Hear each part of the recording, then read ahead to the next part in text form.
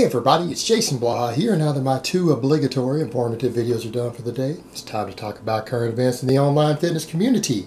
And today, we're going to talk a little bit about the industry itself, not about any specific person. And so we're going to talk about heavy metals and vegan protein. So next time you pop open a tub of vegan protein, it's going to be like, a skull full of maggots. Okay, not that type of heavy metal.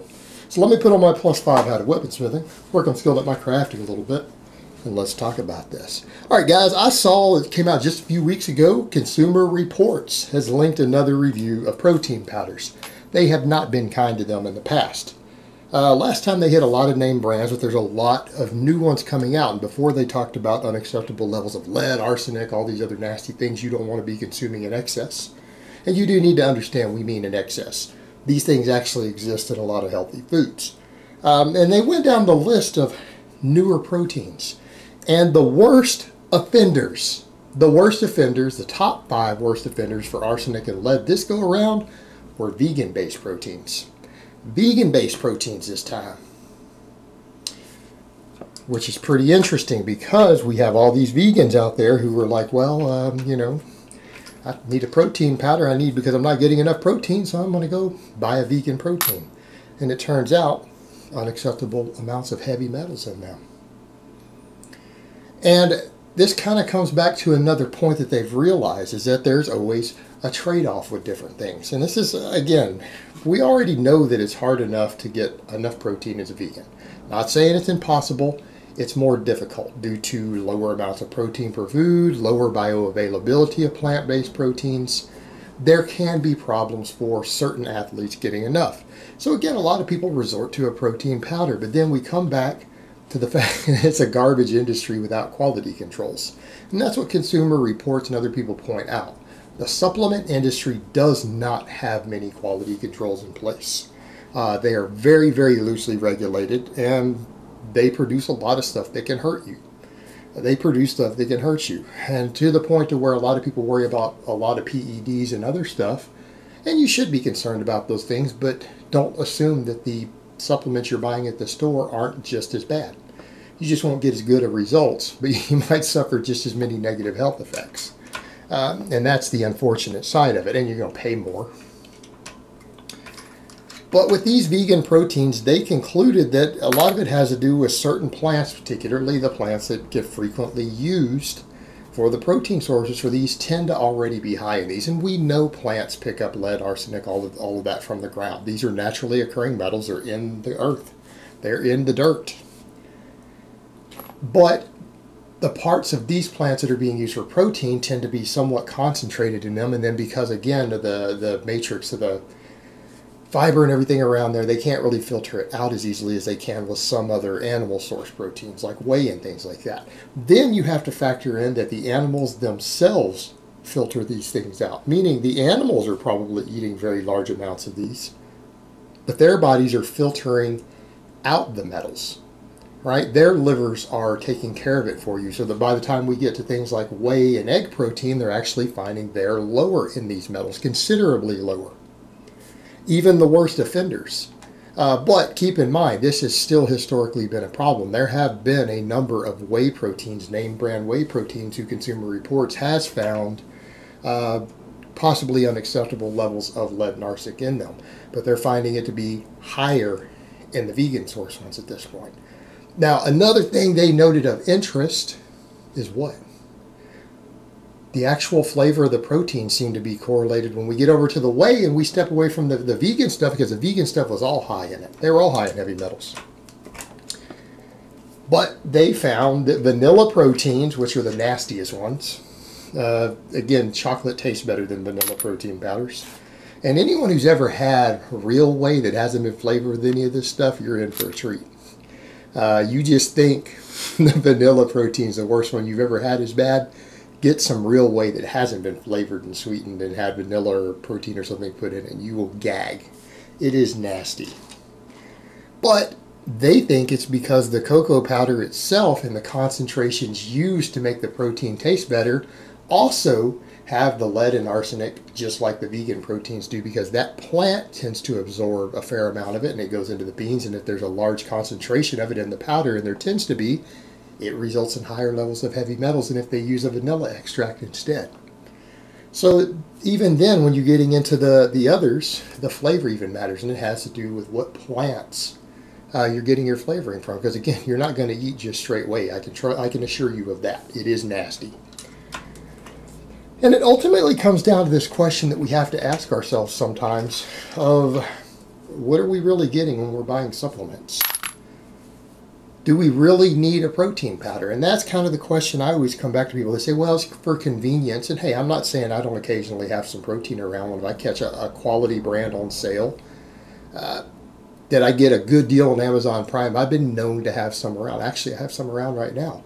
But it takes me a year to get through the bag, because it's only when I want a convenience or immediately pre-workout or post-workout. Sometimes if I just want to get some extra protein in, that's when I do it. So I grab it when it's on sale if it's a reputable brand that I've seen the consumer reports on. And I usually use stuff like Optimal Nutrition. And no, they don't pay me. No, I don't necessarily recommend everything that company makes. I use their protein on occasion. But it doesn't mean it's a daily or weekly thing. There are times when I go weeks without it. A month without it. They're for emergencies and convenience, because power outages happen. I mean, we got hit with a hurricane. That's when I had to start looking at stuff like that again. I mean, I got hit with a hurricane last year. We were rained in for a few days. You've got to think of it, maybe in those sort of occasions it's okay to have around, and I get that. But outside of that, I don't get the convenience thing. I could go get Greek yogurt if I want convenience. It sits in my fridge. I get a spoon and eat it. It has other health benefits besides the protein. It's got live and active cultures. I mean, we've seen the data on yogurt. Yogurt is good for your health all the way around. It doesn't cause any health issues. Even people who are lactose intolerant can handle it, and that's a quality protein source with a lot of benefits. So I don't understand always, well, the convenience, unless you're in a situation where you don't have electricity, it might not be easy for you to cook, you don't have refrigerated stuff. I get that. That convenience maybe during a disaster, power outages. All right, that makes sense. And I tend to have some around for those purposes, but not something I would do every day. And again, we come back to this point of supporting this whole industry. You got to look at the ethics of these businesses. These companies in this industry are there to make money. They don't care about your health, or else they wouldn't put all these garbage products out. This industry has been hit repeatedly with meth analogs, anabolics, everything else being put in their products, right? All the time. All the time. It's a common occurrence, and they get fined, they pay their fines, and they keep cranking out products. They don't care. False advertising, dangerous products, spiked products, that's the norm in this industry. And then these vegan companies are producing these products. Oh, these are better for you. It's all vegan. It's all natural.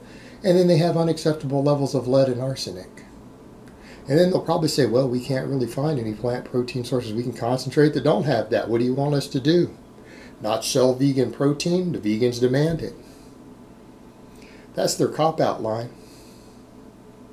But it kind of comes back to that point. There's some of these really shady companies out there now. At least some of them have their own YouTube channels who sell some of these vegan proteins, don't they? Who sometimes even go vegan for a whole week just to pimp their own vegan protein powders. You really think these companies have quality control on this vegan stuff? You really sure what they're cranking out doesn't have the lead and arsenic? I don't know. Maybe Consumer Reports needs to find out. But so far, they're finding the vegan proteins in general are the worst offenders. So I don't know that this is a solution for vegans who say, oh, I want to avoid eating meat, I want to avoid eating dairy, so I'll just go buy this protein shake. Well, looking at some of these numbers, you would be better off from a health perspective getting a dairy one. So you know what's more important to you. That's your own personal choice you have to make. I'm not going to make that decision for you, but you need to weigh that out. Your health versus what you consider to be the well-being of the animals.